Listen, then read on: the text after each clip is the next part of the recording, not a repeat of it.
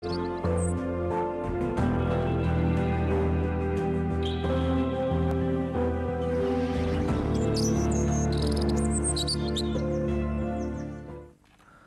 සුබදෑසනක් ප්‍රාර්ථනා කරන ඔබ සියලු දෙනාටම අද බොහොම කාර්යබහුල දවසක් බවට පත් වෙනවා. පාසල් නව වාරය ආරම්භ වෙනවා.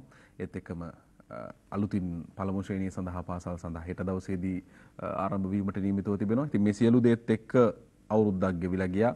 ඒ ගෙවුණු අවුරුද්ද ඇතුළතදී බාධක අභියෝග බොහොමයක් එක්ක ඔබ හැමෝම ජීවිතේ ගැට ගහගත්තේ. තෙල් පෝලිං වල මේ හැම ප්‍රශ්නයකටම මුහුණ දුන්නා. ඊයේ රාත්‍රියේ තෙල් බිල වැඩි වෙලා තියෙනවා දරන්න බැරි විදිහකට. මේ සියලු දේ අතරේ මොකද්ද වෙන්නේ කියන දේ අපි බලාගෙන සිටින්නේ. ඒ වගේම තමයි මේ වෙද්දී ගාලු මෝදර පිටියේ අරගලයක් වෙනමම ක්‍රියාත්මක වෙනවා. මේ සියලු දේත් අතර මොකද්ද සිද්ධ වෙන්නේ කියන දේම අද තමයි වැඩ කරන සතිය හැටියට බලා ගන්න පුළුවන් වෙන්නේ. අද හවස පක්ෂ නායක රැස්වීමක් පැවැත්වෙනවා හවස 3ට. ඒ ඔස්සේ සාකච්ඡා වීමට නියමිත කාරණා පිළිබඳ කතිකාවක් තිබෙනවා. හෙට පාර්ලිමේන්තුව රැස් වෙනවා. මන්ත්‍රීවරුන් 41 දෙනෙකු ස්වාධීන වුණා. මේ ස්වාධීන වුණු පිරිස වෙනමම පාර්ලිමේන්තුවේ අසුන් පනවන්න කියන ඉල්ලීම් කරලා තියෙනවා. ඒ නිසා දේශපාලනික ස්ථාවරත්වය, ආර්ථික ස්ථාවරත්වය මේ සියලු කාරණා පිළිබඳ අභියෝගාත්මක තැනක අප සිටින්නේ. ඒ නිසා අද දවසේදී අපි ආරාධනා කළා ජනතා නියෝජිතයෙකුට මොකද්ද මේ වෙන්නේ කියන කාරණේ විශේෂයෙන්ම ජාත්‍යන්තර මූල්‍ය අරමුදලත් එක්ක සාකච්ඡා මේ වෙද්දී ආරම්භ වුණා.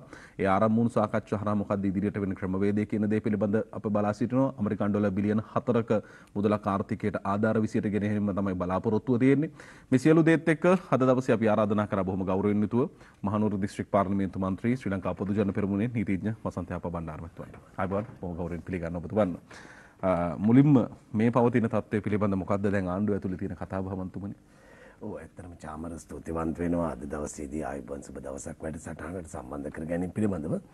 ඇත්තටම චාමර දැන් තිබෙන්නේ තාමත්ම ආර්ථික සහ දේශපාලනික වශයෙන් අර්බුදයක් තිබෙන වෙලාවක් තමයි මේ රටේ අද පවතින්නේ. ඇත්තටම මේක ඉතිහාස කතා කොයි විදියට අපි සාකච්ඡා කළත් අද වර්තමාන තත්ත්වය යටතේ මහ ජනතාව විශාල වශයෙන් මේ සැපයීම් ජාල බිඳ වැටීම පිළිබඳව ඒත් එක්කම ගැට ගැහුණු ප්‍රශ්න රාශියකට මුහුණ දෙමින් පවතින වෙලාවක්.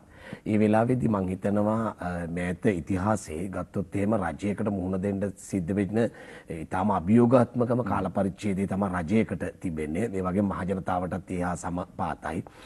ඇත්තටම මේ වෙලාවේදී රජයෙන් මහ ජනතාව ඉල්ලා සිටින ප්‍රධානම ප්‍රශ්න කීපයක් තමයි ඇත්තටම මේ ඩීසල් උහුලා ගන්න බැරි මිල ගණන්, පෙට්‍රල් උහුලා ගන්න බැරි මිල ගණන් සහ අනිකුත් භාණ්ඩ ඒත් එක්කම දරා ගන්න බැරි මට්ටමකට ඉහළ යෑම. ඒ වගේම තමයි මහ ජනතාවට ඒවා කොයියම් මිලකට හරි මිලදී ගැනීමට අවස්ථාවක් නොතිබීම. මේ බඳු ගැටලු රාශියක් එක්ක තමයි මහ ජනතාව පීඩා විඳින්නේ. එතකොට රජයට මේවා කළමනාකරණය කර ගැනීම පිළිබඳවයි වගකීම පැවරලා තිබෙන්නේ. ඉතින් මේ වෙලාවේදී අත්ත වශයෙන්ම කැබිනට් මණ්ඩලය ඉවත් වීමත් එක්කම රටේ පාලනයේදී කළමනාකරණයේදී ගැටලු රාශියක් පැන නැගී තිබෙනවා. ඒ නිසා වහාම කැබිනට් මණ්ඩලය පත් කිරීම කළ යුතු වෙනවා. මොකද හේතුව මේ කළමනාකරණ ක්‍රියාවලිය ඇත්තම උග්‍ර වෙනවා. ඒ කියන්නේ ගැටලු සහගත වෙනවා ඉදිරියට මේ කැබිනට් මණ්ඩලයක් පත් නොකිරීම තුළ. ඒ නිසා රජ විදිහට අපි කියන්නේ එක පැත්තකින් අපි පසුපෙළ മന്ത്രിවරු විදිහට අපි අතකට ජනාධිපතිතුමා හම්බ වෙනවා. එතුමා සමගත් අපි කලිමුත් හම්බ වෙලා සාකච්ඡා කළා. ඒ සාකච්ඡාවලදී අපි කියා හිටපු ප්‍රධානම කාරණාවක් තමයි මූල්‍ය ශාස්ත්‍රයේ විශේෂයෙන්ම පාලනය කිරීමේදී මේ සම්බන්ධයෙන් සුවිශේෂී වන විශේෂඥයන් බඳවා ගන්න කියන කාරණාව. ඇතරම අපි යෝජනාවක් වශයෙන් ඉදිරිපත් කරනවා කිසියම් ක්‍රමවේදයක් තිබෙනවා නම් ඒ කියන්නේ ජාතික ලයිස්තුව හරහා හෝ විශේෂඥ භාවයක් තිබෙන කණ්ඩායම් මේ සම්බන්ධයෙන් පත් කර ගැනීමට අවශ්‍යතාවයක් තිබෙනවා නම් ඒ සම්බන්ධයෙන්ම උනන්දු වෙන්න කියලා. ඒ කියන්නේ අපි පවා කැමැති මේ වෙලාවේදී කැපකිරීම කරන්න ඕන නම් මන්ත්‍රී ධූර පිරිනැමීම මේවා කවුරු හරි බාර අරගෙන කරන්න පුළුවන් කණ්ඩායමක් සිටිනවා නම් මේ අපිට කැපකිරීම කරන්න ඊටාම සැදී පැහැදී ඉන්නවා. නමුත් මම හිතනවා මන්ත්‍රීවරයෙක් ඉවත් වීම හෝ එසේත් නැතිනම් එවැනි සුළු කාරණාවක් නිසා මේ තත්ත්වය සමනය කරගන්න බෑ. මොකද මම පාර්ලිමේන්තුවේ මන්ත්‍රීවරයෙක් විදිහට ඉවත් වීමෙන් සිද්ධ වෙන්නේ 9 මිනිට හිටපු මහනු දිස්ත්‍රික්කයේ මන්ත්‍රීවරයෙක් කියන්නේ අපේක්ෂකයා නැත්නම් මේ මැතිවරණ තරඟ කරපු කෙනා ඇතුළට පැමිණීම මම හිතන්නේ එහෙම දෙයකින් මේක සුවපත් කරගන්න පුළුවන් නම් පළවෙනි පුද්ගලයා විදිහට මම ඉවත් වෙන්න සූදානම් චාමර මේ රටේ ආර්ථික ප්‍රශ්නේ සහ අනිකුත් ප්‍රශ්න විසඳෙනවා නම්.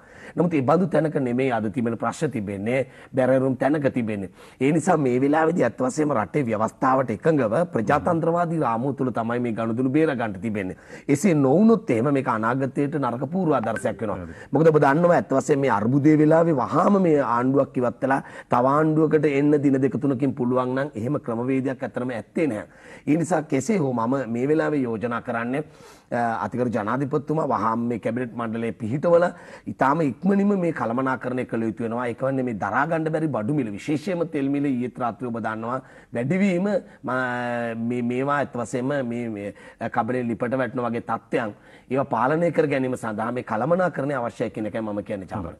දැන් ඇත්තටම මන්තුමනි මෙතනදී අපිට එන ප්‍රශ්නේ තමයි 3-2ක ආණ්ඩුවක් ඇති වුණා. 140 ඉක්මවා ගියපු ප්‍රමාණයක් ඡන්දකින් පත්වෙච්ච ඉතිහාසයේ පළවෙනි වතාව මේක. 69 ලක්ෂයක ජනවරමක් එක්ක ජනාධිපතිවරයෙක් පත් වෙනවා. ඒ අනුව ඔබතුමන්ලා ඉදිරිපත් කරපු ලොකු වැඩපිළිවෙලක් තිබුණා.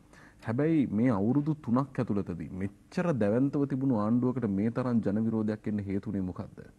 ඔව් ඇත්ත වශයෙන්ම චාමර මේක අපි ඉතිහාසය ගැන කතා කරොත් ඇත්තටම මේකේ බලක් වෙන්නේ නැහැ. මොකද මේක විජය රජුරුවන්ගේ කාලේ දක්වා අගමැති රනිල් වික්‍රමසිංහ මැතිතුමා කිව්වා වගේ මේක දිවෙනවා. මේක හේතුව මේ කාරණා හොයන්න ගියොත්. නමුත් ඇත්ත වශයෙන්ම මේ ජනතාවගේ විශාල අප්‍රසාදයක් ඇතිවීමට ආසන්නතම හේතු ගණනාවක් තිබෙනවා.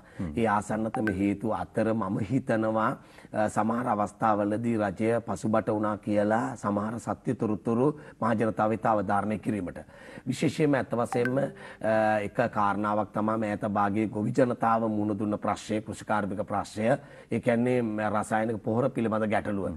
ඇත්තටම එතෙන්දී මම හිතනවා රජය මුහුණ දුන්න කාරණාව තමයි විදේශ විනිමය පිළිබඳ ඇත්ත කාරණාව. ඒ විදේශ විනිමය උග්‍ර හිගය අවස්ථාවේදී මහ ජනතාවට මම විශ්වාස කරනවා මේ කතාව ඇත්ත වශයෙන් පැහැදිලිව අපි කිව යුතු තිබුණා කියන එක. මම ඔබ සමගත් විවිධ මාධ්‍ය සමගත් කතා කරපු බොහෝ අවස්ථාවල ඔබට පුළුවන් නැවත පරීක්ෂා කරලා බලන්න. මම කිව්වා කරුණු 3ක් මේ සඳහා බලපාවා කියන එක. ඇත්ත වශයෙන් මේකේ ප්‍රමුඛ කාරණාව විදිහට මම කියපු දේ තමයි විදේශ විනිමය කාරණාව. මම දන්නේ වෙනත් වගකිය යුතු අය මේ විදේශ විනිමය කාරණාව උලුප්පා දැක්වාද කියලා. ඇත්තම මම දකින ප්‍රබලම කාරණාව මේ විදේශ විනිමය කාරණාව නිසා තමයි මේ යම්කිසි ප්‍රතිපත්තියකට යන්න සිද්ධ වුණා කියන එක මම පිළිගන්නේ. එතෙන්දී හැබැයි රජය ඒ කාරණාව නිවැරදිව ප්‍රකාශ කරන්න මහ ජනතාවට පසුබට වුණා. ඒ නිසාම ගොවි ජනතාව තුළ විශාල අප්‍රසාදයක් ඇති වුණා රජය කෙරේ. මම හිතනවා අපට පුළුවන් අවස්ථාවලදී විශේෂයෙන්ම සම්බන්ධීකරණ කමිටු සභාපතිවරුන්ගේ රැස්වීම්වලදී අපි මේ කාරණාව අතිගරු ජනාධිපතිතුමාට ඉදිරිපත් කරපු අවස්ථා තිබුණා. ඒ වගේම තමයි විවිධ කණ්ඩායම් රැස්වීම්වලදී අපි මේ පිළිබඳව අදහස් අපි ඉදිරිපත් කළා. මොකද මේ විදේශ විනිමය ඇත්තටම පල්ලෙහාට යන්න බලපාපු හේතු ගණනාවක් තිබ්බා කියන එකත් අපි දන්නවා චාමර. එක පැත්තකින් ඇත්තටම කොවිඩ් වසංගතය නිසා රට අවස්ථා 10කදී වසා දැමීමත් එක්කම විදේශ සංචාරක ව්‍යාපාරයේ වගේම විදේශ ප්‍රේෂණ සහ වෙනත් විදේශ විනිමය හා සම්බන්ධ ගනුදෙනු රාශියක් ඇන හිටීම තුළ රජය මුහුණ දුන්නේ දැවැන්ත විදේශ විනිමය පරිහානිදායක තත්ත්වයකට. ඉතින්දී මේ යෝජනාව රජයේ පැත්තෙන් ඇත්ත වශයෙන්ම සත්‍ය කාරණාව මුදුන්පත් කරගන්න නැත්නම් සත්‍ය කාරණාව හරියට මතු කරලා පෙන්වා නොදීම තුළ ඇත්ත වශයෙන්ම මහ ජනතාවගේ ක්‍රෙඩිබිලිටි එක විශ්වාසනීයත්වය විශේෂයෙන්ම ගොවි ජනතාවගේ පිරීමට ලක් වෙනවා. අන්න එතන ඇත්තටම තීරණාත්මක තැනක් චාමර. ඉතින් ඒකත් එක්ක පසු කාලයේදී ඇත්තටම මහ ජනතාව දක්වපු සමහර විරෝධතාවයන් වලදී වෙනත් අවස්ථාවන් වලට මේවා එකතු වුණා. ඇත්ත වශයෙන්ම ගුරු ප්‍රශ්නයේදී ගත්තත් වෙනත් ප්‍රශ්නවලදී ගත්තත් ගොවි ජනතාව සහ වෙනත් අය මේවා කෙරේ වඩා වේගයෙන් ආකර්ෂණය වුණා. ඒ නිසා රජයට තිබුණ ඇත්තටම ඒ පිළිගැනීම පහළ යාමට මේක මූලාරම්භක හේතුවක් වුණා චාමර. අතර ආණ්ඩුව මැති කරපු ප්‍රශ්න එක්තරා විදියකින් චාමර ඇත්තටම මෙතන තිබ්බ කාරණාව තමයි රජයේ පැත්තෙමුත් අඩුපාඩු රාශියක් ඇත්තටම සිද්ධ වුණා කියන එක අපි පිළිගන්නවා. නමුත් දැන් මෙතෙන්දී රජයට පමණක් ඒ කියන්නේ වර්තමාන රජයට පමණක් ජනාධිපතිවරයාට පමණක් මේ ප්‍රශ්නේ බර පතිත කිරීම මම දන්නේ කොච්චර සාධාරණද කියලා. නමුත් මොකද මේ විවෘතාර්ථික ප්‍රතිපත්තිය විශේෂයෙන්ම බරපතල ලෙස අපි ගියේ අපි දන්නවා 1977 දී අසාමාන්‍ය ලෝකේ රටවල් වලට විවෘත කරාට පස්සේ අපේ රටවල් අපි පරිස්සම් වෙන්න ඕන. මම නම් යෝජනා කරනවා අපට නිෂ්පාදනය කරන්න ඉඩක් තියෙන භාණ්ඩ අපේ රට තුළ නිෂ්පාදනය කරගෙන විදේශ වලින් අත්‍යවශ්‍යයෙන් ගණායතුම භාණ්ඩ ගෙනීමේ තත්ත්වය තමයි අප වග බලාගත යුතු තිබුණේ චාමර. නමුත් හැබැයි චාමර එහෙම වග විභාගයකින් තොරව විශාල වශයෙන් රජයන් උත්සාහ කරේම විදේශ වලින් ආනයනය කිරීමට. ඒ කියන්නේ ලාභ භාණ්ඩ අපේ රටට ගෙනල්ලා අපේ රටවල් තුළ ඒ භාණ්ඩ පාරිභෝජනය කරන ආර්ථික රටාවක් තමයි පහුගිය කාලේ තිස්සේම ගොඩනගලා තිබුණේ. ඒ නිසා ඇත්තටම පාරිභෝජනවාදී ආර්ථිකයක් බිහි වුණා. දැන් අද අපි කතා කරන හැම භාණ්ඩයක්ම මේ පෝලිං වල තියෙන හැම භාණ්ඩයක්ම මම හිතන්නේ දශක ගණනාවක් තිස්සේ අපි පුරුදු පුහුණු කරලා තිබ්බේ විදේශ වලින් ආනයනය කරන්න. ඩීසල් වේවා, පෙට්‍රල් වේවා, ගෑස් වේවා, කිරිපිටි වේවා, ඊළඟට පරිප්පු වේවා, වෙනත් ආහාර ද්‍රව්‍ය වේවා. මේ සියලුම භාණ්ඩ අපි දිගටම කරේ දශක ගණනාවක්ම ආනයනය කිරීමෙන් තමයි පාරිභෝජනය කරේ. මේකෙදි චාමර ඇත්තටම කොවිඩ් එකත් එක්ක රට වසා දැමීමත් එක්ක මේ වෙච්ච තත්ත්වයන් එක්ක අපිට මේවා සුදුසු ප්‍රමාණයට අපිට ඇත්ත වශයෙන්ම ආනයනය කිරීමට නොහැකි වුණා.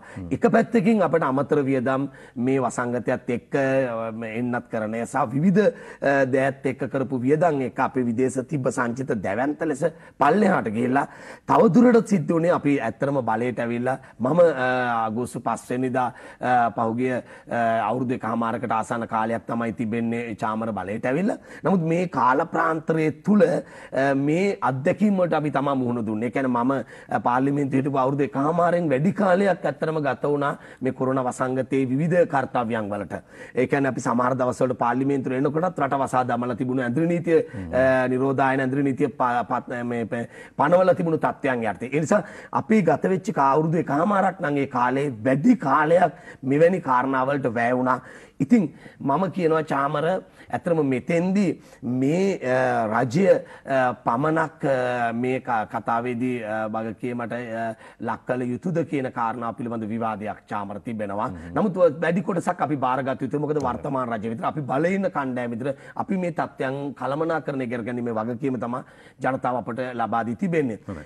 නමුත් චාමර දැන් තිබෙන තත්ත්වයේදී මම හිතනවා අපි සියලු දෙනා එකතු වෙලා මේකට පිළියම් යෙදිය යුතුයි කියන එකයි මගේ පිළිගැනීම.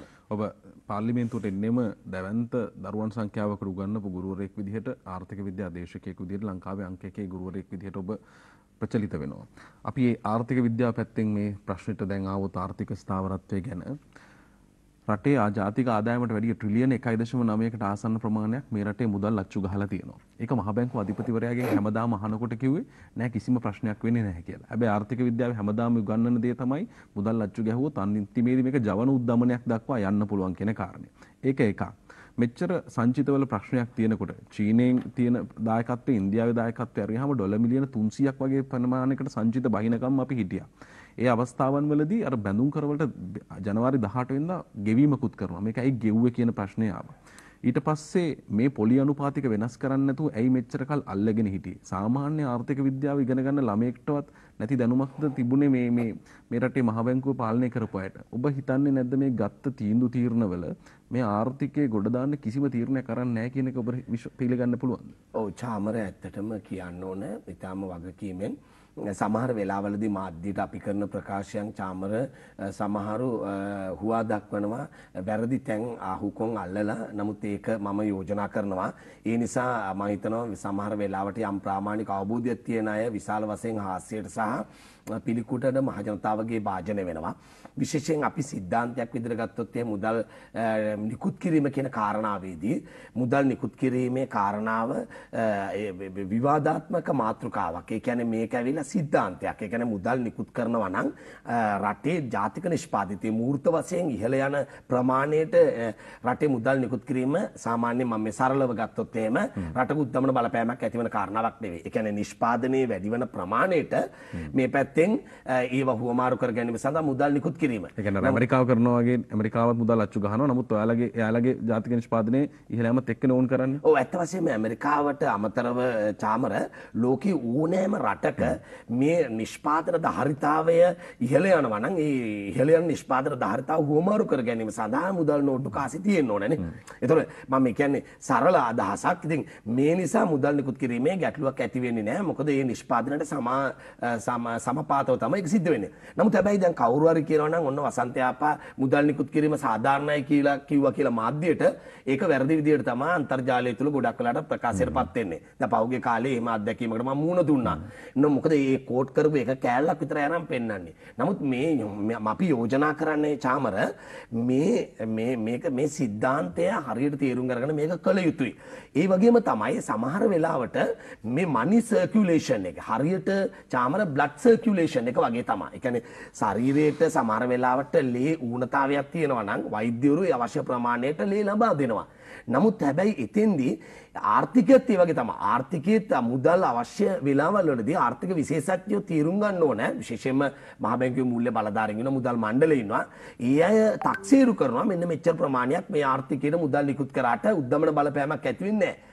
යම් හේයකින් මුදල් නිකුත් කරලා උද්දමන බලපෑමක් ඇති වෙනවා නම් චාමර මහ බැංකුවට මූල්‍ය බලධාරීන්ට මුදල් මණ්ඩලයට ක්‍රමවේද තියෙනවා. ඒ වැඩි වෙච්ච මුදල් ප්‍රමාණය නැවත ආපසු උරා ගැනීම සඳහා ක්‍රමවේද මහ බැංකුව සතු තිබෙනවා. නමුත් ඇත්තටම චාමර පහුගිය කාලේ අපි පාර්ලිමේන්තුවේ සාකච්ඡාවලදී වගේම තමයි මේ විවිධ වගකීතු අවස්ථාවලදී සාකච්ඡාවලදී මහ බැංකුව සමග කරපු සාකච්ඡාවලදී මේ තැන්වලදී අපි තීරුම් ගත්ත සත්‍ය කතා තියෙනවා. ඒ කියන්නේ මුදල් මණ්ඩලයේ ඒ කියන්නේ මුදල් කොමිසම් සභාව වේවා උපදේශනකාරක සභාව වේවා එහෙම නැත්නම් වෙනත් බලධාරීන්ගේ නීතියානුකූල සාකච්ඡාවලදී ඒ එන තොරතුරු සහ ඒ ડોකියුමන්ට් මත තමයි අපි යම් ප්‍රකාශයන් කරන්නේ. මොකද අපි ගිහිල්ලා අපි මුදල් ප්‍රමාණය කොච්චරද කියලා අපිට taxeeru කරන්න හැකියාවක් සහ එහෙම වගකීමක් නැහැ. ඒතර මහ බැංකු වාර්තාව වේවා වෙනත් වාර්තාවක් ඒ පදනම් කරගෙන විශේෂඥයන්ගේ මතානුව තමයි අපි සාකච්ඡා කරන්නේ. නමුත් පහුගිය කාලේ ඇතිවෙච්ච දෑ පිළිබඳව අපි පාර්ලිමේන්තුවට කියනවා චාමර වෝහාරික විගණනයක් අවශ්‍යයි. ඔබ මතු කරපු එක කාරණාවක් තමයි අර 18 වෙනිදා බැඳුම් කර ස්වෛරී බැඳුම් කර පිළිබඳව ඩොලර් මිලියන 500ක මුදල ගෙවීම නොකර සිටින්නට අපිට අවස්ථාවක් තිබුණාද? ඒක අපිට සාකච්ඡා මණ්ඩපයකට ගෙනල්ලා ඒක ප්‍රමාද කිරීමක් කියන්නේ රීස්ට්‍රක්චර් කරන්න ප්‍රතිව්‍යුහගත කරන්න එතන ඉඩක් තිබුණාද කියන කාරණාව පිළිබඳව ඇත්තම අපි හරියට කරුණු දැනගන්න ඕන. මොකද අපිට වග කියන්න බෑ චාමර. අපි මං වෙනුවෙන් ඔබ කියෝ වගේ ලක්ෂ සංඛ්‍යාත විශේෂයෙන්ම සිසු දරුවෝ ආර්ථික විද්‍යාව ගණගත්ත නැත්නම් ඒ පිළිබඳව යම් අවබෝධයක් තියෙන ගුරුවරයෙක් මහනුවරින් පාර්ලිමේන්තුවට පැමිණියේ මේවා පිළිබඳ අවිචාරීව කටයුතු කරයි කියන තැන ඉඳලා නෙවෙයි චාමර. චාමර එතෙන්දී අපි පාර්ලිමේන්තුවට වගකීමෙන් අපි යෝජනාවක් ඉදිරිපත් කරනවා. මේ පිළිබඳ වෝහාරික විගණනයක් කළ යුතුයි කියන එක. ඒ කියන්නේ බැඳුම් ස්වෛරී බැඳුම් කර පිළිබඳව මේ ගෙවීම ප්‍රමාද කරන්න තිබුණාද? එසේත් නැත්නම් මේවා පිළිබඳව යම් කාලයක් ආණ්ඩුවට ලබා ගැනීමට තිබුණාද? එහෙම නැතුව අත්නොමතිකද මේ ගෙවීම සිදු කළේ? අනාගත මූල්‍ය තත්ත්වය පිළිබඳව මූල්‍ය බලධාරීන්ට විශේෂයෙන්ම මුදල් ඇමතිතුමාට වෙන්න පුළුවන්, රාජ්‍ය අමාත්‍යතුමාට වෙන්න පුළුවන්, මහ බැංකුව අධිපතිතුමාට වෙන්න පුළුවන්, මුදල් මණ්ඩලයට වෙන්න පුළුවන්. මේ සියලු දෙනා මත යම් වගකීම් පැවරෙනවා. ඉතින් ඒ නිසා මේ වගකීම් පැවරෙන කණ්ඩායම් මේ ගෙවීම කිරීමේදී નિયમિત අවදානම් taxeeruවකින්ද එය කළේ කියන එක පිළිබඳව අපිට දැනගන්න ඕනේ. මොකද මේ අනුන්ගේ පව් වලට අපිට කර දෙන්න බෑ චාමර. ඊළඟ කතාව තමයි චාමර. ඇත්තටම පහුගිය කාලේ අපි දන්නවා මේ අනාගත මූල්‍ය තත්ත්වයන් පිළිබඳ අවදානම් මතුවෙමින් ආවා. මේ ණය පිළිබඳව පමණක් නෙවෙයි. නව ණය ලබා ගැනීම පිළිබඳවත් සාකච්ඡාවක් පැවැත්වුණා. විශේෂයෙන්ම ජාත්‍යන්තර මූල්‍ය අරමුදලෙන් ණය ලබා ගැනීම පිළිබඳව. එතකොට ජාත්‍යන්තර මූල්‍ය අරමුදල කියලා කියන්නේ ගෙවුම් ශේෂයේ පිළිබඳව අර්බුදයක් ඇති වෙන වෙලාවක හරි විනිමය අනුපාතය පිළිබඳ අර්බුදයක් ඇති වෙන වෙලාවක හරි රජයකට ණය ලබා ගැනීම සඳහා පහසුකම් ලබා දෙන ජාත්‍යන්තර ආයතනයක් තමයි IMF එක ජාත්‍යන්තර මූල්‍ය අරමුදල. ඒතර ජාත්‍යන්තර මූල්‍ය අරමුදලට නිසි වෙලාවේදී පිවිසුනේ නැද්ද? නැත්නම් හිතාමතා මේක ප්‍රමාද කරාද කියන එක පිළිබඳවත් ඒක මම කියනවා අපි නැවත හරි taxeeruවකට යා යුතුයි. මේකේ යම්කිසි ආකාරයක හිතාමතාම මේ ප්‍රමාද කිරීමට යම්කිසි බලපෑමක් සිදු කරපු පුජ්‍යලයක කණ්ඩායමක් ඉන්නවනම් ඒ සම්බන්ධයෙමුත් අර වෝහාරික විගණනයකට සමාන ආකාරයේ පරීක්ෂණයක් කෙරෙන්න ඕන චාමර. එහෙ නැත්නම් මොකද හේතුව අපිට ඇත්තටම මේ මූල්‍ය වගකීමෙන් අපිට මිදෙන්න තිබුණා කියලා අදහසක් අද රට තුල තිබෙනවා. මේ නිසි වේලාවේදී ජාත්‍යන්තර මූල්‍ය අරමුදලට පිවිසියානම් කියන කාරණාව. ඒ නිසා අපිට තියෙන හැම විකල්පයක් පිළිබඳවම මූල්‍ය බරධාරීන්ට අවධානය යොමු කරන්න තිබෙන්නට ඕන. එහෙම නැත්නම් චාමර අපි අපේ රටේ තිබෙන මේ ව්‍යවස්ථාම්පිත රාමුව තුලත් යම් වැරදි තිබෙනවා කියලා මම දැන් විශ්වාස කරනවා. දැන් අපි බලන්න මහ බැංකුව අධිපතිවරයා වෙන්න පුළුවන්. එහෙම නැත්නම් වෙනත් කෙනෙකු වෙන්න පුළුවන්. ගන්න තීන්දුවක් සම්බන්ධයෙන් අපි එක පුජ්‍යලයක් මත රටක ආර්ථිකය රඳා පවත්වනවාද? එතකොට ඒක ව්‍යවස්ථාපිත ඔහුට බලය තිබුණාට තනි පුජ්‍යලයකට එහෙම පුළුවන් දෙයම යම්කිසි තීන්දුවක් ගන්න. ඒ තීන්දුව වැරදුනොත් කොයිතරම් අභාග්‍ය සම්පන්න තත්ත්වයකට රටක මහ ජනතාවට මුහුණ දෙන්න වෙනවද? ඒ නිසා අපි බලන්න ඕනේ මේ ව්‍යවස්ථා රාමුව තුලත් යම් වැරදි මඟ පෙන්වීම් තිබෙන බවයි මම නම් මේ වෙලාවේ පිළිගන්නේ. මොකද මුදල් මණ්ඩලයේ තිබෙනවා. ඒ වගේම තමයි මුදල් පිළිබඳව අමාත්‍යාංශයක් තිබෙනවා. එහෙමනම් මේ අපිට පුළුවන් වෙන්න ඕනේ අප්‍රේල් මාසේ වෙනකොට මැයි මාසේ වෙනකොට ඛනිජ තෙල් මිල පිළිබඳව මේ වගේ තත්ත්වයක් සාමාන්‍ය බඩු මිල සම්බන්ධයෙන් මෙන්න මේ වගේ තත්ත්වයක් උදා වෙන්න ඉඩ තියෙනවා කියන එක කල්තබා අපිට යම්කිසි නිගමනයකට යන්න පුළුවන් තත්ත්වයක් තිබෙන්නට ඕන. අපිට ඒක මහ ජනතාවට කියන්න පුළුවන් නම් චාමර ඒ අය සූදානම් වෙනවා. එයාලා යම් යම් ඇඩ්ජස්ට්මන්ට්ස් වලට යන්න ඉඩ තිබෙනවා. නමුත් අද තිබෙන සමහර තීන්දුව తీරන නිසා මහ ජනතාව අර අනපේක්ෂිත කබලෙන් ලිපට වැටුණු තත්ත්වයන් තිබෙනවා. නමුත් කවුරු හරි කල්පනා කරනවා නම් චාමර පසුපෙළ മന്ത്രിවරු විදියට ඔබ මේ පිළිබඳව නිහඬව සිටින්නේ මන්ද කියලා මම කියන්නේ චාමර මන් දන්නේ ඒක කොයිතරම් සාධාරණද කියලා. අපට මේ පිළිබඳව සාකච්ඡා කරන්නට තිබෙන්නේ බලපෑමක් කරන්නට තිබෙන්නේ. නමුත් මේ අවශ්‍ය තැන්වලදී අපි බලපෑම් කිරීමට අපි කටයුතු කරනවා චාමර ඒකේ අත්හැරලා නැහැ. නමුත් මම කියනවා රජයක පාර්ශවකාරයෝ විදිහට අපිත් ඉන්නකොට මේ සම්බන්ධයෙන් අපිටත් අඩු වැඩි වශයෙන් වගකීම් තිබෙනවා. ඒ ගැන තර්කයක් නැහැ. නමුත් අපි යෝජනා කරන්නේ මේ ජාත්‍යන්තර මූල්‍ය අරමුදලට යෑම සඳහා ප්‍රමාද වුණාද? ඒ සඳහා කවුරු හරි බලපෑමද? ඒ පිළිබඳව දඬුවමක් තියෙන්න ඕන. ඒ පිළිබඳව අමාත්‍යවරයෙකුටද මුදල් මණ්ඩලයටද මහ බැංකුවටද ඒ වගකීම අපි වහම දැනගත යුතුයි. ඒ වගේම තමයි මේවා නිවැරදි කිරීමේ ක්‍රමවේද ව්‍යවස්ථාවටම ඇතුළත් කළ යුතුයි. අනෙකුත් කාරණා සම්බන්ධෙමුත් අද තිබෙන්නේ චාමර උද්දමනතාකාරී තත්ත්වයක් තිබෙනවා. මේ උද්දමනකාරී තත්ත්වය පාලනය කර ගැනීම සඳහා ඊටාම ඉක්මනින් කටයුතු යොදන්න ඕන. මේ සම්බන්ධයෙන් ජාත්‍යන්තර මූල්‍ය අරමුදල මම හිතනවා දැන් සාකච්ඡා ආරම්භ කරන්න සූදානම් වෙලා තිබෙනවා අපේ පාර්ශවයෙන්. ඒ වගේම තමයි මේ මොහොතේ අපි දන්නවා රජයට සිද්ධ වෙච්ච ඉතාම බරපතලම කාරණාවක් තමයි මෑත භාගයේ ජාත්‍යන්තරව වෙච්ච සිද්ධියක් යුක්‍රේනයේ සහ රුසියාව අතර තිබ්බ යුද්ධමය තත්ත්වය නිසා අපේ සමීප මිතුරන් දෙදෙනෙක් ඇත්ත වශයෙන්ම අපට ආර්ථික වශයෙන් අහිමි වීමක් වුණා. ඉතින් ඒකත් ඇත්ත වශයෙන් ප්‍රබලව බලපෑව. අපට රුසියාවට විරෝධතාවය ප්‍රකාශ කරන්නත් බැරි තත්ත්වයක් උදා වුණා. මොකද අපට ඇත්තටම ඉතිහාසයේ අපිට උන් කරලා තිබෙන උදව් සහ අපට ලබා දීලා තියෙන සහායම් පිළිබඳව අපට තිබෙනවා යම්කිසි ආකාරයක මිත්‍රයෙකුට දක්වන ඒ ප්‍රතිචාරය. ඒ නිසා ජාත්‍යන්තරව යුරෝපා සංවිධානය සහ ඇමරිකාව වගේ රටවල් ශ්‍රී ලංකාවට ලබා දෙන ආධාර ණය පිළිබඳව උන් දැඩි ප්‍රතිපත්තියකට පිවිසීමත් ඒ වගේම භාණ්ඩ ආනයනය කිරීමේදී අපිට කෙලින්ම රුසියාවෙන් තෙල් ආනයනය කරන්න බැරි තත්ත්වයකට අපිට පරිවර්තනය වෙන්න සිදු වුණා. මේ හදිසි තත්ත්වෙමුත් ඇත්ත වශයෙන්ම මේ ආර්ථිකයේ අර්බුදයට පසුබිමේ තියෙන කාරණා බවට පරිවර්තනය වුණා කියන එක කියන්න වෙනවා චාමර. හොඳයි. තවත් කාරණා අපිට තිබෙනවා කතා කරන්න විශේෂයෙන්ම මේ පොලි අනුපාත වෙනස් කිරීම කියන කාරණේ. දැන් සාමාන්‍යයෙන් ණය පොලි අනුපාතයේ සිට 14.5 වගේ ගිහින් තියෙනවා. ඉතුරුම් පොලි අනුපාතය ගත්තාම බැංකු මේ වෙද්දි 13.5 වෙනි තැනකට ගිහින් තියෙනවා. ඒ වගේම තමයි මේ වෙද්දි මේ ඩොලරය සම්බන්ධයෙන් වුණු කාරණේ අද වෙද්දි කොහොම වේද? කොටස් වෙළඳ පොලේ වැඩ කටයුතු නතර කරලා අපි මේ වෙද්දි තියෙන මේ පවතින තත්ත්වයන් එක්ක අපි කතා කරමු මේ කාරණා පිළිබඳව ආර්ථික පැත්තෙන් කෙටි විරාමයකින් පසුව.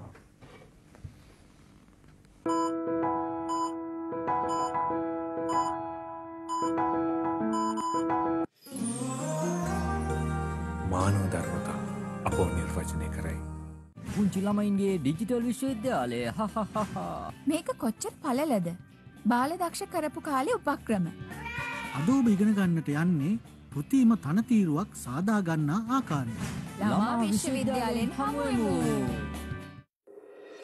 අවුරුදු සිරිතයි අවුරුදු සවස 3 සිට 7 කුතුහලයේ පිටින් මැරෙන්න දෙන්නේ නැහැ. එවීම කළේ ඇයි මේක කවුරුන්ද කළේ කියන කාරණය පිළිබඳ. ඒ වගේම තමයි විශේෂයෙන් මුදල් අච්චු ගැහිමත් එක්ක එතුමන්ගේම අදහස උනේ මේක ආර්ථිකයේ මේක රුධිර සංසරණය වගේ දෙයක් තමයි. අවශ්‍යතාවයට අනුව තමයි කෙරෙන්නට ඕනේ. නමුත් අවශ්‍යතාවයක් නැතුව මේක කෙරුණාද? එදිනෙදා අවශ්‍යතාවය කරගන්න පඩි ටික ගෙවා ගන්න අවශ්‍ය අවස්ථාවන් වලදී මේ දේවල් වලට කෙරුණාද කියන කාරණේ. එතනින් පස්සේ නව මහ බැංකුව අධිපතිවරයා පත් වුණාගෙන් පස්සේ නන්දලාල් වීරසිංහ මහත්මයා පත් වුණාගෙන් පස්සේ පසු ගෙවීම සම්බන්ධයෙන් වුණු බාහිර ණය ගෙවීම පිළිබඳ తాවකාලික නතර කිරීමකට අපි යනවා. මේ තීරණ පිළිබඳ තමයි දැන් අපි කතා කළ යුතු වෙන්නේ. මේ පොලි අනුපාත වෙනස් කිරීම, ඒ වගේම බාහිර ණය පියවීම සම්බන්ධයෙන් අපි යම් සීමාවකට පැමිණීම කියන කාරණා මේ මොහොතේ කළ යුතු දේවල් කියන කාරණේ සාමාන්‍යයෙන් ආණ්ඩුව ඇතුලේ සාකච්ඡා වෙලා තියෙනවද? ඇත්තටම චාමර සමහර තියෙන වගකීම් මුදල් කොමිසම් සභාව ඒ වගේම තමයි පාර්ලිමේන්තුව හරහා අපිට බලය තිබෙන්නේ මුදල් පිළිබඳව රජයේ පාර්ලිමේන්තුවට. ඒ අනුව මම කියන්නේ මේ මොහොතේ අපිට මේ තිබෙන මූල්‍ය උද්දමනකාරී පීඩන තත්ත්වය හමුවේ අප කළ යුතු කාරණාව තමයි මේ ආර්ථිකයට යම්කිසි ආකාරයකින් උදාහරණ තිබෙනවා නම් මුදල් ප්‍රමාණයක් ඒ සංසරණ ප්‍රමාණය වැඩි නම් ආර්ථිකයේ ඒ මුදල් ප්‍රමාණය නැවත උරා ගැනීමට මහ බැංකුව ක්‍රියාමාර්ග ගත යුතු වෙනවා. එහෙම නැති වුණොත් ඇත්තටම මේ පවතින උද්දමනය තවදුරටත් ඉදිරියට යනවා. ඒ නිසා මහ බැංකුව මුදල් මණ්ඩලයේ විදියට අධිපතිතුමා කල්පනා කරලා ඇති මේ උද්දමන තත්ත්වය වළක්වා ගැනීම පාලනය කර ගැනීම යම් ප්‍රමාණයකට පොලි අනුපාතය ඉහළ දැමීමට කටයුතු කළ යුතුයි කියලා. මොකද පොලි අනුපාතය පල්ලෙහා තිබීම තුළ රටේ ආර්ථික මුදල් සංසරණය දිගින් දිගටම වැඩි වෙනවා. ඉතින් ඒ නිසා මිනිස්සු බැංකු පද්ධතියට අරමුදල් ටික අද්දවා ගැනීම වෙනුවෙන් තමයි මේ තීන්දුව අරගෙන තිබෙන්නේ සහ තවත් තීන්දුව කීපයක්ම ඇත්තටම අපි දන්නවා චාමර මේ මොහොතේ රටේ පවතින මේ තත්ත්වය කියන්නේ උද්දමනකාරී තත්ත්වය බරපතලව සිද්ධ වෙන තෙල් මිල අනිත් බහන්න සෑම එකටම සම්බන්ධ වෙනවා. ඉතින් මේ කාරණාව පමණක් ගත්තත් චාමර මම කියන්නේ අපි අපේ රටේ විදේශ සංචිත තර කර ගැනීම වෙනුවෙන් අවශ්‍ය ක්‍රියාමාර්ග වලට නොයෑම මේ පීඩනය තමයි අපි මේ දකින්නේ. ඒ කියන්නේ මේ සමාවට කාරණාවක් විදිහට කියන එකේව නෙවෙයි අපි පාර්ලිමේන්තුවට ඇත්ත වශයෙන් පිවිසුනේ චාමර අලුත් අදහස් ගොන්නක් රාශියක් හිතේ තබාගෙන.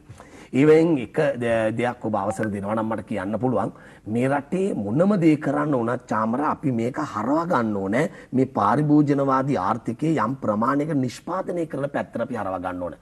ඒක තමයි මගේ තිබුණ ප්‍රධානම පරමාර්ථය. නමුත් මම තීරුම් අරගෙන ඉන්නවා. ඒ කියන්නේ මේ අවුරුදු එකමාර තුළ ඒකට අපිට යන්න බැරි වුණා කියන එක. ඒ වගකීම අපිට තිබෙනවා.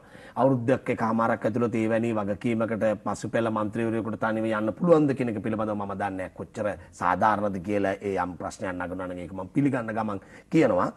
නමුත් චාමර අපිට අපි කල්පනා කළේම මේ රට තුළ පවතින විදේශ සංචිත ප්‍රමාණය තර කර ගැනීම.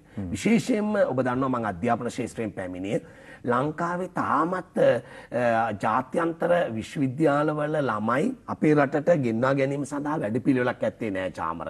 එතකොට අප දන්නවා අපිට ළඟම තියෙන ඉතාම දුප්පත් තිබ්බ රටක් තමයි බංග්ලාදේශය. බංග්ලාදේශයේ පෞද්ගලික විශ්වවිද්‍යාල 200කට ආසන්න ප්‍රමාණයක් තියෙනවා චාමර.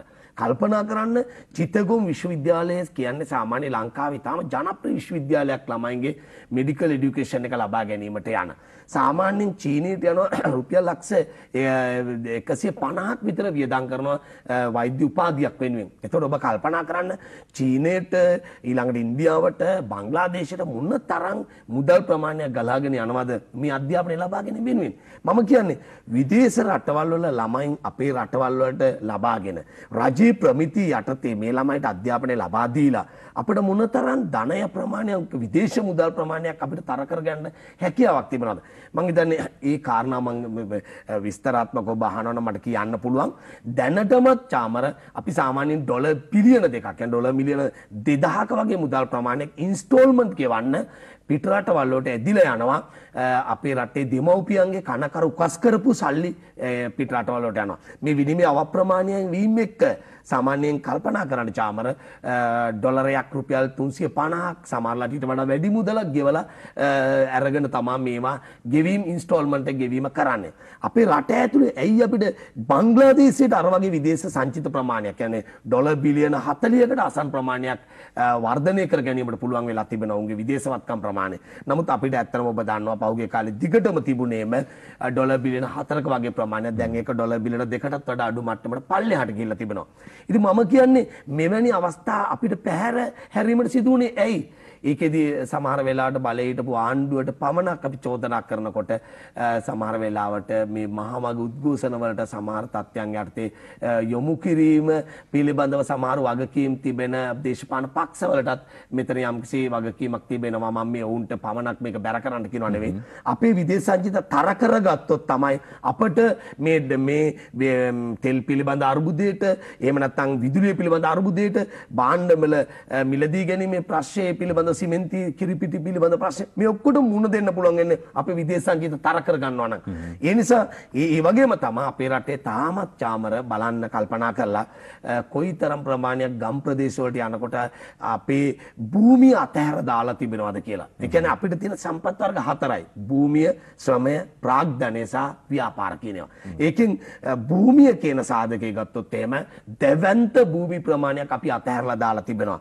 මම දන්නේ අපේ රටේ ව්‍යවස්ථාව වෙනස් කරගෙන ඒ කියන්නේ මූලික නීති කියන ආණ්ඩු ක්‍රම ව්‍යවස්ථා නීතියට පස්සේ තියෙන වෙනත් නීතින් මේ සියලුම නීති පද්ධතීන් වල අවශ්‍ය සංශෝධනය කිරීමට මහා ලොකු කාලයක් ගත වෙන්නේ නැහැ. මම කියන්නේ මේ අවභාවිතාවන ඉඩම් කුඹුරු ඉඩම් වෙන්න පුළුවන්, ගොඩබිම වෙන්න පුළුවන්, මේවා පාවිච්චි කරන්න පුළුවන් තත්ත්වයට පසුබිමක් හදාගන්න අපිට තාම ඇති වෙලා නැහැ. අපේ තිබ්බ හීනයක් තමයි පාර්ලිමේන්තුවට පැමිණීමේ මේ පදාසයක පැතිරලා තිබෙන වගා නොකළ බිම් වගාවට යොදා ගන්න යාන්ත්‍රණයක් සකස් කර ගැනීමේ උවමනාව. ඒක ව්‍යවස්ථාව වෙනස් කරන්න තිබෙන්නේ. ඒ සඳහා පාර්ලිමේන්තුවට වෙලා බලපෑම් කරන්න.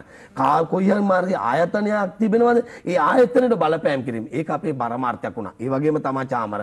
අර අපේ රටේ තියෙන සම්පත් 4න් තව එකක් තමයි සම්පතක් තමයි මානව සම්පත. අපිට තිබි හීනයක් තමයි චාමර. මම විශේෂයෙන්ම තරුණ ළමයි එක තමයි අධ්‍යාපන ශාස්ත්‍රයෙන් යැල්ලා හිටියේ.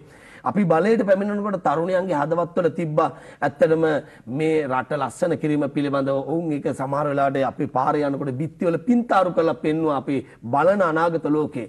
ඇත්තටම අපිට පහුගිය කාලය තුල මේ බිත්තිවල පින්තාරු කරපු ළමයින්ට අපිට මම වේලාවකදී කල්පනා කරනවා අපිට පාට පෙට්ටියක් දෙන්න පුළුවන් වුණාද කියලා. ඒ නිසා චාමර අපේ හෘද සාක්ෂියේ තියෙනවා ගැටලුවක්. මේ ළමයි බලාපොරොත්තු වෙන්නේ මේක මේ වර්ණවත් පින්තූරේ අලංකාර කරන්න අපි අත්උදව් දෙයි කියන එක. නමුත් ඔවුන් කල්පනා කරන්නට ඇති අපි ඒක කරන්න ප්‍රමාද වෙනව නැත්නම් ඔවුන්ට ඒක ලැබුන්නේ නැහැ කියන තැනක. එහෙම නැත්නම් ඒ දරුවෝ රොද බඳින්න විදියක් නැහැ. ඒ නිසා අපි ආණ්ඩුවටත් ඒ වගේම තමයි අපි පාලනේ ඉන්න කණ්ඩායම විතර අපි බල කර කියා හිටින්නේ මේ තරුණ දරුවන්ට යම්කිසි පුහුණුවක් ලබා දීලා අපිට පුළුවන් නම් දකුණු කොරියාවට වෙන්න පුළුවන්, එහෙම නැත්නම් ජපානයට වෙන්න පුළුවන්, යුරෝපයට වෙන්න පුළුවන්. ඉහළ වැටුප් ලැබෙන රටවල් වලට මේ තානාපතිවරුන් හරහා මේ වැඩේට අපි අත ගහන්න ඕන චාමර. ඒක මගේ තිබ්බ හීනයක්. ඒ කියන්නේ මේ තානාපති නිලධාරීන් කියලා කියන්නේ වයසට ගියාට පස්සේ විශ්‍රාම සුවයෙන් ඉන්න තැනක් නෙවෙයි මේ තානාපති සේවය කියන්නේ චාමර. මේ තානාපති සේවයට සාමාන්‍ය නිලධාරියෙකුට යන්න අමාරුයි. මොකද ඒකේ තියෙන විශේෂ විභාගයක් ඔබ දන්නවා. එතකොට මේ වගේ නිලධාරීන් තානාපති නිලධාරීන් කැදවලා උන්ට ටාගට් එකක් දෙන්න ඕන. මේ ප්‍රමාණයක් ඇත්ත වශයෙන් මේ රටේ රැකිය අවස්ථාවන් වෙනුවෙන් අපේ රටේ තරුණයෝ යවන්න කියලා. දැන් ජපානයට යවනවා නම් ඔබ දන්නවා N5 කියලා විභාගයක් තිබෙනවා. ඒ දැන් ජපානයේ නීතියත් තරමක් දුරට ලිහිල් කර අපේ රටෙන් ශ්‍රමිකයෝ ගන්න තත්ත්වයට පසුබිමක් පත් වෙලා තිබෙනවා. ඒ නිසා අපට පුළුවන්කමක් තියෙනවා නම් චාමර මේ රාජ්‍ය තාන්ත්‍රික සාකච්ඡා සහ වෙනත් ක්‍රියාමාර්ග හරහා අපි යම් මාස 6ක වගේ කාලයක් ඇතුළත අඩු ගානේ 1000ක ප්‍රමාණයක් තරුණයෝ අපිට පුළුවන් නම් යවන්නේ රටවල් වලට ඒ රටවල් වල උසස් ඉහළ වැටුප් ලැබෙන රැකියාවන් වෙනුවෙන් මම හිතනවා තරුණයන්ට යම් පිළිතුරක් වෙනවා. දේශීය වශයෙන් අපිට ඉහළ වැටුපක් දෙන්න බැයි නම් අර රාජ්‍යතාන්ත්‍රික ක්‍රමවේද ඔස්සේ මේ රටවල් වලට යැවීම සඳහා පැය 24ම මේ තානාපති නිලධාරීන් වැඩ කළ යුතුයි කියන එක චාමර. ඒ සඳහා ආණ්ඩුව තුල බලපෑමක් කරන්න අපිට ඇත්තටම ලොකු කැමැත්තකින් තමයි අපි මේ ශාස්ත්‍රයට ආවේ. ඒ බලපෑම කරනවා. නමුත් ඒ වැඩේ තාම සිද්ධ වෙලා නැති බවත් මම පිළිගන්නවා. දැන් ඇත්තටම ඔබතුමා කියපු කාරණේට අපි බොහොම එකගයි. අර බිත්තිවල චිත්‍ර ඇඳපු දරුවන්ට අඩුම තරමේ පාට පෙට්ටියක්වත් දෙන්න මේ ආණ්ඩුවට හැකියාවක් ලැබුණාද කියන කාරණේ ඔබම තුලින්ම මතුවුණා. ඇත්තටම මේ 69 ලක්ෂ බොහෝ දෙනෙක් ඡන්දය දුන්නේ artificial intelligence, Oracle database, Internet of Things system change වලට. ඇප්ලිකේෂන් කෝල් කළ සභාපතිවරු පත් කළ සුදුස්සාට සුදුසු තැන දෙද්දි. දැන් ඒ වැඩේ නොවුණු නිසා මිනිස්සු ලොකු අරගලයකට ඇවිත් තියෙනවා. ඔබ හිතනවද මේක අරගල ආපස්සට හරවලා මේ කැබිනට් එකේ ඔලු ටික මාරු කරලා මේ දේවල් හරහා මේක විසඳ ගන්න පුළුවන් වෙයි කියලා? ඇත්තටම චාමර මම විශ්වාස කරන්නේ අර පරණ කැබිනට් එකම අපේ හිතමු උදාහරණයක් විදිහට කෘෂිකර්ම අමාත්‍යවරයා වරායට දාලා වරාය අමාත්‍යවරයා කෘෂිකර්මයට දාලා ඊළඟ සංචාරක අමාත්‍යවරයා ක්‍රීඩාවට දාලා ක්‍රීඩා අමාත්‍යවරයා සංචාරක කර්මාන්තයට දැම්මා කියලා මේ උළුගුඩි මාරුවකින් මේ රටේ ප්‍රශ්න විසඳන්න පුළුවන්. ඉතිහාසයේ අපිට අවුරුදු 74ක් හම්බුණා මේ ප්‍රශ්න විසඳ ගන්න බැරි වුණා චාමර. ඇත්තරම චාමර ඊට වඩා වෙනස් ව්‍යුහාත්මක වෙනසකට අපි යා යුතුයි. නමුත් මේ ව්‍යුහාත්මක වෙනස කිරීමේදී මම කියනවා චාමර ආණ්ඩුව යම් වෙලාවකදී ස්වභාවික ඔබ දන්නවා අවුරුදු 5කින් පස්සේ වෙනත් ආණ්ඩුවක් බලයට එනවා. එතකොට මේ අපි විපක්ෂයට යනවා. සමහරවිට අපි ඊළඟ ආණ්ඩුවට එනවා වෙන්න පුළුවන්. ඒ විපක්ෂය නැවත ආය ආණ්ඩුවකට. මේ විදිහට මේ බල හුවමාරුවක් යනවා. නමුත් මම විශ්වාස කරන චාමර මේ යම්කිසි බලය ලබාගත් මොහොතකදී යම් ආණ්ඩුවක් අපි රජයත් විපක්ෂයක් වශයෙන් යම්කිසි එකඟතා රාශියකට අපි පැමිණිය යුතුයි කියලා. ඒ කියන්නේ අපට පොදු ප්‍රතිපත්ති මාලාවකට අධ්‍යාපනය සම්බන්ධයෙන් අපේ රටේ තියෙන මෙන්න මේකයි. නිෂ්පාදනය සම්බන්ධයෙන් කෘෂිකර්මාන්තය සම්බන්ධයෙන් තියෙන මෙන්න මේ ප්‍රතිපත්තිය. ඔබ දන්නවා ඉන්දියාවේ මේ වගේ යම් පොදු ජාතික ප්‍රතිපත්ති මාලාවක් තිබෙනවා. මම කියන්නේ ආණ්ඩුවක් බලෙන් පහ කරලා නව ආණ්ඩුවක් බලයට ගෙනාවට පස්සේ නව ආණ්ඩුව සමහර වෙලාවට බලයට පත් වෙච්ච වහාම විශාල උද්දාමයකින් ඉන්නේ. ඒ නිසා සමහරලාට විපක්ෂයේ කියන දේවල් ඇහුම්කන් දෙන්නේ නැති අවස්ථා තිබෙනවා. නමුත් ආණ්ඩුවක් විශාල අර්බුදයකට ගියාට පස්සේ තමයි ගොඩක් වෙලාවට සමහර වෙලාවට බොහෝ දෙනාගේ ඇහුම්කන් දීමේ සඳහා නිතැතිම්ම යොමු වෙන්නේ. මම හිතන්නේ මේ අවස්ථාවේ බඳු අවස්ථාවක්. ඒ නිසා මේ අවස්ථාව ප්‍රයෝජනයට ගමු. අපි ජාතික ප්‍රතිපත්ති අඩු ගානේ 5ක් හදාගමු. ඒ කියන්නේ කෘෂිකර්මාන්තයේ සම්බන්ධයෙන් නොවෙනස් වෙන ජාතික ප්‍රතිපත්තියකට අපි මේ වෙලාව යමු. ඒ කියන්නේ අපි දන්නවා විපක්ෂයේ ඉන්න හොඳ ඉතාම උගත් മന്ത്രിවරු.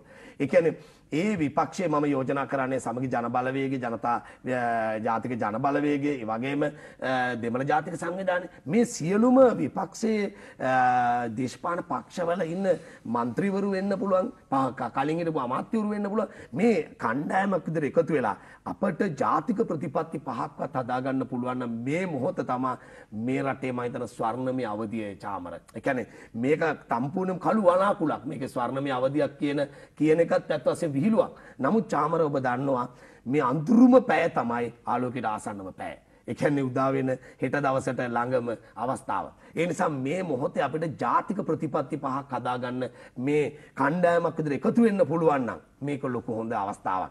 කෘෂිකර්මාන්තي ජාතික ප්‍රතිපත්ති. ඒතර කාටවත් වෙනස් කරන්න බෑ. මගදී කාටවත් කියන්න බෑ. අපි රසායනික පොහොර වලට යනවා. අපි කාබනික පොහොර වලට යනවා කියලා මගදී කාටවත් හදිසිය වෙනස් කිරීම කරන්න බෑ. ජාතික ප්‍රතිපත්තියකට යනවා. ඒ වගේම තමයි අපිට සංචාරක ව්‍යාපාරය පිළිබඳ ජාතික ප්‍රතිපත්තිය, අධ්‍යාපනය පිළිබඳ ජාතික ප්‍රතිපත්තිය. ඒ වගේම තමයි ඇත්තරම සෞඛ්‍ය පිළිබඳ ජාතික ප්‍රතිපත්තිය, ජාතික ආරක්ෂාව පිළිබඳ ජාතික ප්‍රතිපත්තිය මේ වගේ ජාතික ප්‍රතිපත්ති මාලාවක් අපි සකස් කරගන්න මෙන්න මේ මොහොත අපි පාවිච්චි කරනවා නම් චාමර ඇත්තටම ආණ්ඩුවකට තියෙන්නේ ඒ වැඩපිළිවෙල ඉදිරියට ගෙන යාම. නමුත් දැන් වෙලා තියෙන චාමර එහෙම තත්ත්වයක් නෙවෙයි. බලයට එන ආණ්ඩුවකට Tamanට සිතැඟි විදියට රටේ යම් යම් ක්‍රියාමාර්ග තීරණ ගන්න පුළුවන්. ඒ වගේම තමයි විපක්ෂයට පුළුවන් ඕනෑම අවස්ථාවකට ඒක හොඳ වෙන්න පුළුවන් නරක වෙන්න පුළුවන් ප්‍රහාර එල්ල කරන්න පුළුවන්. එහෙම ප්‍රහාර එල්ල කිරීමත් ඒ වගේම තමයි මේ ප්‍රහාර හමුවේ සමහරවිට වැදගත් දේවල් අකුලා ගැනීමත් සමහර වෙලාවට රජයක රටක අනාගතයට අඳුරු විදියට බලපාන. ඒ නිසා ජාතික ප්‍රතිපත්ති අඩුම ගානේ 5ක්වත් හදා ගන්න මේ අඳුරු කාල පරිච්ඡේදය පාවිච්චි කරනවා නම් චාමර ඒක රට ලබාගත මේ අවස්ථාවේ ජයග්‍රහණයක් කියලායි මම දකින්නේ චාමර. දැන් ජාත්‍යන්තර මූල්‍ය අරමුදලත් එක්ක සාකච්ඡා ආරම්භ වෙනවා ඇමරිකාවේදී. ඒ අනුව ඩොලර් බිලියන 4ක් තමයි බලාපොරොත්තුව තියෙන්නේ. පුළුවන් ද මේ ටිකෙන් ආර්ථිකය ගොඩ දාන්න? ඒ කියන්නේ ජාත්‍යන්තර මූල්‍ය අරමුදලද අවසන් විසඳුම බවට පත් වෙන්නේ ඔබතුමන්ලගේ ආණ්ඩුවේ? නෑ චාමර ඇත්තටම රටකට මූල්‍ය අර්බුදයක් හටගත්ත වෙලාවකදී හදිසි ණය ගැනීම සඳහා ජාත්‍යන්තර මූල්‍ය අරමුදල තමයි ආයතනයේ ලෝක මට්ටමේ පිළිලා තියෙන ආයතනය.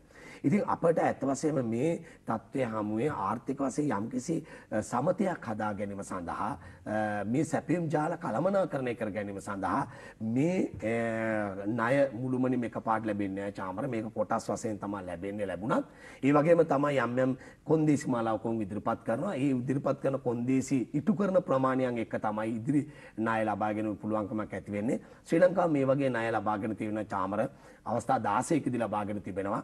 එතකොට මේ 17 වෙනි අවස්ථාව ඒ නිසා මම කියන්නේ මේ ලැබෙන ණය ප්‍රමාණය වගේම ශ්‍රී ලංකාවට මිත්‍ර වෙනත් රටවල් එක්ක ඇති කරගන්නා ආර්ථික ගනුදෙනු ගිවිසුම් නැත්නම් ඒවත් එක්ක එකඟතාවයන් රටට වාසි වෙන ආකාරයට ඒ தත්ත්වයන් හදාගන්න පුළුවන්කමක් තිබෙනවා නම් අපිට ඊටාම ඉක්මනින් මේ ප්‍රශ්නේ ලියා ගන්න පුළුවන්.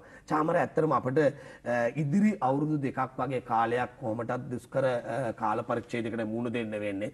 අපි හිතමු මේ ජාත්‍යන්තර මූල්‍ය අරමුදලෙන් යම් ණය කොටසක් අපිට ලැබුණා කියලා. හැබැයි මේ ප්‍රශ්න සියල්ලම නිට්ටාවටම අපිට සුව කරගන්න බෑ. අපි නෙවෙයි වෙන ආණ්ඩුවක් ඇවිල්ලා ඒ කොටස ගත්තත් අපි ඒ ආණ්ඩුවටත් ඒ නිට්ටාවටම මේ ප්‍රශ්න සුවපත් කරගන්න බෑ. ඒ ණය අරමුදල් මේ ආර්ථික අවුල කළමනාකරණය කර ගැනීමට වැය කරන ගමන්ම රටේ ක්‍රියාමාර්ග රාශියකට යා යුතුයි. මම එකක් තමයි ඔබට කිව්වේ හදිසියෙන් විදේශ සම්පත් උපයා ගැනීමට අපිට කරන්න පුළුවන් දේවල්. මේ තානාපති නිලධාරීන් හරහා විදේශ රැකියාව අපිට එකක් ලැබුණත් ඩොලරයක් ලැබුණත් මේ වෙලාවේ ඊට අවස්ථාවක තත්ත්වයක්. ඒ වගේම තමයි සංචාරක ව්‍යාපාරයේ පුළුවන් තරම් මේ වෙලාවේ අපි වර්ධනය කර ගැනීමේ කටයුත්තකට වහාම යා යුතු වෙනවා. ඒ වගේම තමයි චාමර අපි ඔබ දන්නවා PayPal කියන සිස්ටම් එක අපි මම උදාහරණයක් වශයෙන් ඔබට ගන්නම් ශනිකව මුදල් ලබා ගන්න තිබෙන අවස්ථා පාදා ගන්න ඕනේ.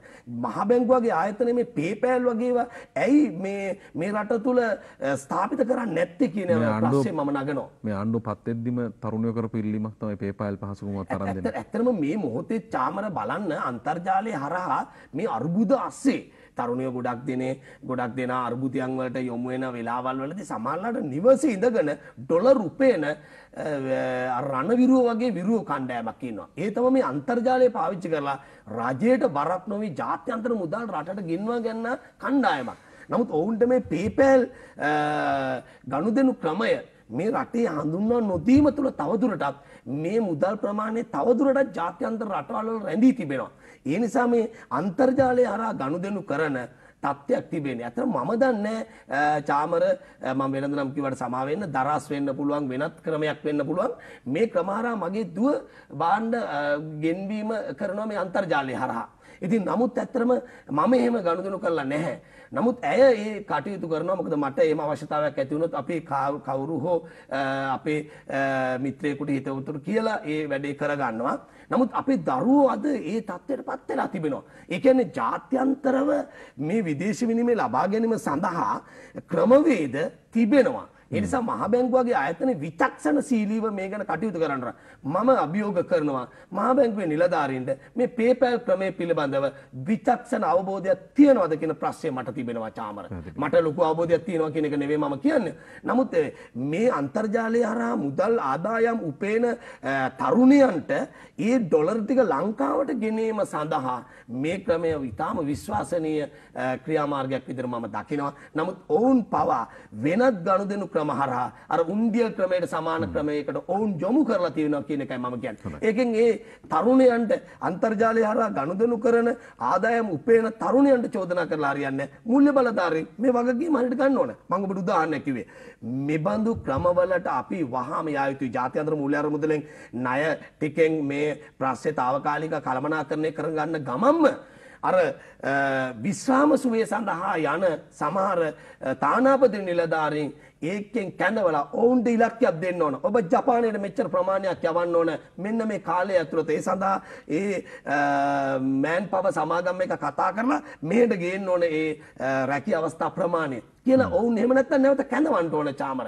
ඒ නිසා නිවාඩු ගන්න කාල පරිච්ඡේදයක් නැහැ චාමර. අලුතෙන් පත්වන අභිනව මම කැබිනට් අමාත්‍ය මණ්ඩලයටම අපි සුබපතනවා අපි යෝජනා කරනවා ඔබ පැය 24ම වැඩ කිරීමට උනන්දුවෙන් මේ වැඩේ බාර ගන්න. එහෙම නැත්නම් ඔබ සුදුසු කෙනෙකුට මේක ලබා දෙන්න. අපට මේ වගේ වගකීම් අවශ්‍ය නැහැ චාමර. අපි පසුපෙළේ ඉඳගෙන අපි උදව් කරන්න. කවුරු හරි මේ රටේ කියනවා නම් වසන්තයාප බණ්ඩාර මහනුවරින් පාර්ලිමේන්තුවෙන් ඉවත් වෙන්න. එතකොට ප්‍රශ්නේ විසඳන්න පුළුවන්. අපි එන්නම් මේ වැඩේ කරන්න කියලා මම බාර දෙන්න සූදානම් චාමර. මම කියන්නේ මේ මොහොතේ ඒ බඳු පුජ්‍යල සාධක මත නෙවෙයි මේක තීරණය වෙන්නේ. මම කියන්නේ අපි හැම තැනම තියෙන මේ වගේ දේවල්. PayPal සිස්ටම් එක ඇයි අපිට මෙච්චර ප්‍රමාද කරේ කියන එකත් විගණනයක් කරන්න ඕනේ ව්‍යවහාරික විගණනයක් කරන්න ඕනේ චාමර. ඒ වගේම තමයි ඉතින් වැදගත් සංකල්ප ඇවිල්ලා තියෙනවා මේ තරුණයන්ගේ අරගලේ හරහා. ඔවුන් කියනවා දේශපාලඥ විගණනය කරන්න ඕනේ කියලා. මම ඔකට පොඩි එකතු කිරීමක් කරනවා. අත් දෙකම උස්සනවා චාමර. දේශපාලඥ විගණනය කරන්න. ඒ විගණනයෙන් නවතින්න එපා මේක. දිගටම මේක පවත්වාගෙන යන්න. වසරින් වසර මේක ජනතාවට බලා ගන්න පුළුවන් වෙන විදිහට මේක යොදන්න. ඒ වැදගත් සංකල්පනා වුන් ඉදිරිපත් කරන්න. ඒ වගේම තමයි නිලධාරීන් සම්බන්ධයෙන්මුත් මේක කරන්න කියලා මම ඉල්ලීමක් කරනවා. අමනාපෙන් දෙපා සමහර වෙලාවට රේගුව සම්බන්ධයෙන් බදු දේශීය ආදායම් දෙපාර්තමේන්තු සම්බන්ධයෙන් RMV එක සම්බන්ධයෙන් විවිධ ආයතන සම්බන්ධයෙන් මහ ජනතාව තුළ දැවැන්ත කුකුසක් තිබෙනවා. ඒ වගේම ප්‍රධාන පෙළේ පාසල්වල විදුහල්පතිවරුන් පිළිබඳවත් තිබෙනවා. මම මේ ගැන ඔවුන් ඒක කරනවා අපි නොකරනවා කියන දේශපාලඥයාගේ බෝලේ ඔවුන් පිටපට වෙම නෙවෙයි. දේශපාලඥයා පළමුව වසන්ත අබ බණ්ඩාරගේ විගණනය ආරම්භ කරන්න. හැබැයි නිලධාරීන්ගේ උසස් නිලධාරීන්ගේත් මේ විගණනය යොමු කරගන්න. සමහර තීන්දුව ගන්න ප්‍රමාද කරන්නේ ඇයි කියන එක හොයලා බලන්න. සමහර ගමේ මිනිස්සුෙකුට ග්‍රාම නිලධාරී සහතිකයක් වෙන්න පුළුවන් චාමර. එහෙම නැත්නම් චාමර සමහර වෙලාවට ඔබට මම කියන්න දැන් ඇත්තටම මම ඉන්නේ යටිනුවර මැතිවරණ බල ප්‍රදේශයේ. චාමර මට ඔබ අවස්ථාවක් දෙනවා මම කියන්නම්. ඒ තියෙනවා ආණ්ඩිතැන්න කියලා ගම්මානයක්. ඊටාම දුෂ්කර ගම්මානයක් ආණ්ඩිතැන්න ගම්මානේ.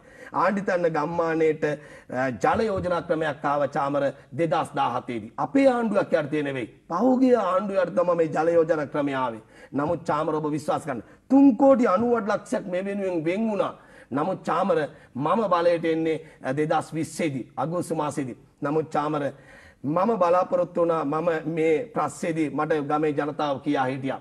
ඒ ආණ්ඩිතැන්න ගමේ ජනතාව අද මේක අහගෙනදී යටිනුවර ආණ්ඩිතැන්න මේ ජනතාව ඒ අයට මේ පහුගිය අවුරුදු 5 තිස්සේම මේ ජල ව්‍යාපෘති ක්‍රියාත්මක වුණේ නැහැ. ඇයි චාමර එහෙම උනේ නැත්තේ? මම මේ චෝදනාවට ලක් කරනවා නෙවෙයි. ඒකට සම්බන්ධ ආයතන තිබෙනවා. ජල සම්පාදන මණ්ඩලයේ ඉන්නවා. ප්‍රජා ජල ඒකකයේ ඉන්නවා. ඊළඟට මාර්ග සංවර්ධන අධිකාරිය තියෙනවා. ඊළඟට පළාත් මාර්ග සංවර්ධන අධිකාරිය තිබෙනවා. ප්‍රාදේශීය ලේකම් කාර්යාලය, ඒ වගේම ප්‍රාදේශීය සභාව, ඒ වගේම විදුලි බල මණ්ඩලය. මේ ආයතන 7ක් හෝ 8ක් මේකට ඍජුව සම්බන්ධයි. එතකොට මේ යෝජනා ක්‍රමයේ යටතේ මේ ගමේ මිනිසුන්ට ඇයි මේ ජලය ලැබුණ නැත්තේ 2017 මුදල් 3,98 ලක්ෂයක් වෙන් කරලා. ওই ගමේ ඉන්නේ වැඩිපුරම ප්‍රමාණයක් සමෘද්ධිලාභී. ඒ අයගෙන් ප්‍රජා ජල සමිතියෙන් කෝටියකට ආසන්න මුදලක් එක පැත්තකින් ශ්‍රමයේ විදිහට අනිත් පැත්තෙන් මුදල් විදිහට එකතු කරලා තියෙනවා. 5 කෝටියක් යන මේ ව්‍යාපෘතිය ක්‍රියාත්මක කරගන්න බැරි වුණේ ඇයි චාමර? ඒකෙදි චාමර සමහර වෙලාවට මම කියනවා චාමර ඇමතිවරු පස්සෙන් ඉඳගෙන මේවා අවසාන වෙනකම්ම මේවා ගැන හොයලා බලන්න ඕන. බලපෑම් කරන්න ඕන. මේකට ප්‍රෙෂර් ගෲප් එකක් විදියට අනෙකුත් අයත් මේකට උදව් කරන්න ඕන, යොමු වෙන්න ඕන. ඇමතිවරයා පමණක් මේකට යොමු වුණා කියලාත් බෑ චාමර. මොකද මම කියන්නේ මේ උදාහරණය ගන්න මේ ආණ්ඩිතන්න ජල ව්‍යාපෘතිය ප්‍රමාද වීමේ ගැටලුව මම උදාහරණයක් ගත්තේ. මොකද ප්‍රධාන මාර්ගය කඩන්න ඕනේ. එතන ප්‍රධාන මාර්ගය කඩන්න අවසර ගන්න ඕනේ මාර්ග සංවර්ධන අධිකාරියෙන්.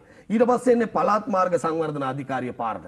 PRD එකෙන් අවසර ගන්න ඕනේ. ඒකට ගෙවීම් කරන්න ඕනේ. ඊළඟට ප්‍රධාන බටේ මේ සිදුරු කළ මෙහාට ගන්න ඕනේ.